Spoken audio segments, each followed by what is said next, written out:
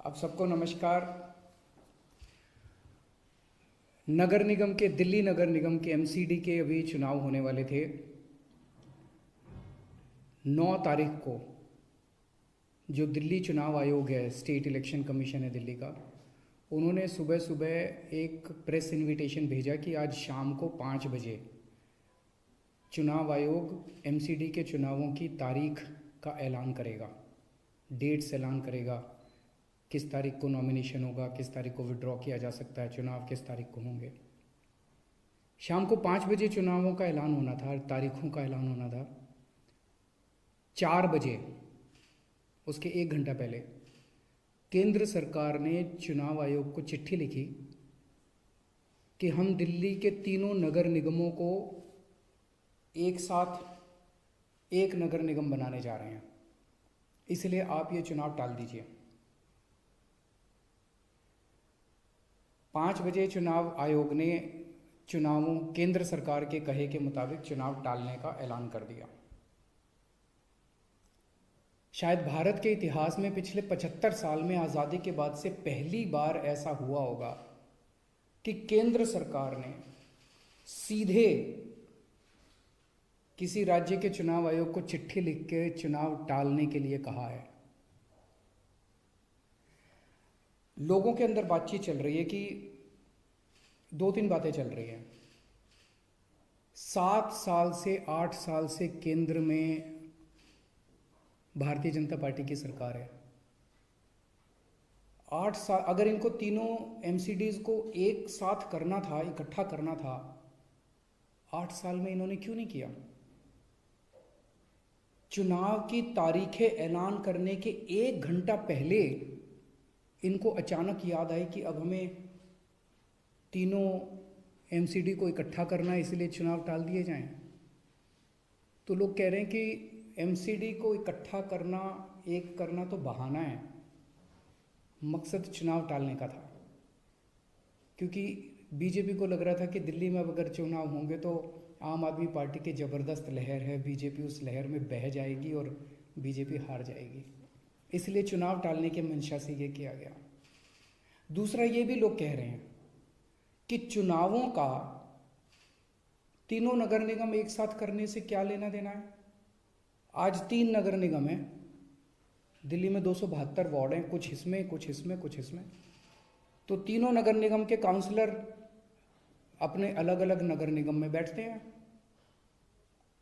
चुनाव हो जाने दीजिए, अगर तीनों को इकट्ठा भी कर दोगे आप तो वो एक जगह बैठने लग जाएंगे। दोबारा चुनाव कराने की क्या जरूरत है? अभी चुनाव रोकने की क्या जरूरत है? चुनाव टालने की क्या जरूरत है? चुनाव करवाओ, नए काउंसलर आएंगे और नए काउंसलर जो भी आएंगे वो जब तक तीनों नगर निगम है तीनों में बैठ जाएंगे, एक नगर निगम होगा वो एक साथ आके बैठ जाएंगे। तो चुनाव टालने की तो ज़रूरत ही नहीं थी। लेकिन मकसद तीनों नगर निगम एक साथ करने का नहीं था। अगर करना होता तो 7 साल में कर लेते ये लोग। मकसद था चुनाव टालने का। ये देश के लिए अच्छा नहीं है। दोनों चीज़ें अच्छी नहीं हैं। जो केंद्र सरकार ने चिट्ठी लिख के चुनाव टालने को कहा वो भी ठीक नहीं है, और चुनाव आयोग केंद्र सरकार के सामने झुक गया और चुनाव टाल दिए, ये भी अच्छा नहीं है जनतंत्र के लिए। मेरी हाथ जोड़ के प्रधानमंत्री जी से अपील है, प्रधानमंत्री जी, सरकारें आती जाती रहेंगी, कल आप भी नहीं होंगे, कल मैं भी नहीं होऊंगा। हम इम्पोर्टेंट नहीं हैं, लोग इम्पोर्टेंट नहीं हैं, पार्टियां इम्पोर्टेंट नहीं हैं, देश इम्पोर्टेंट है।